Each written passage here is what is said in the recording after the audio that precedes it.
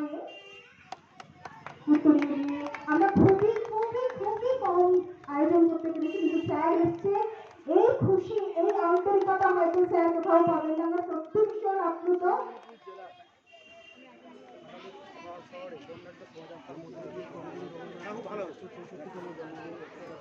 এখন হচ্ছে আমি স্যারকে কিছু বলার জন্য আবেদন করবো স্মৃতি নিকেতন। জয়ন্তী বিশ্বকবি রবীন্দ্রনাথ ঠাকুরের জন্মদিন। সারাদিন ধরে অনুষ্ঠান চলছে ঘাটাল মহকুমার বিভিন্ন প্রান্তে। আজ আমরা এই সন্ধ্যায় উপনীত হয়েছি খরার পৌরসভা এলাকায়। খরার পৌরসভার অন্যতম একটি আবৃত্তি প্রতিষ্ঠান স্মৃতি নিকেতন অনুশীলন কেন্দ্র, আমাদের সকলের প্রিয় সাংবাদিক এবং উপস্থাপিকা মৌমিতা দা, তার সঙ্গে আমার বহুদিনের যোগাযোগ। আমি মহকুমাতে প্রায় 4 বছর ধরে আছি।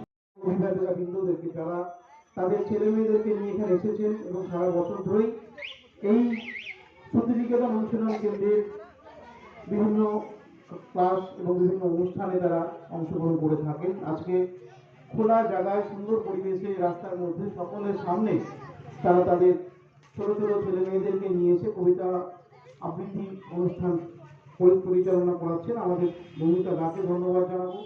আমাদের চেয়ারম্যান সাহেব আছেন এই অনুষ্ঠানে। শ্রদ্ধা নিবেদন করে আমার বক্তব্য শেষ করছি। নমস্কার।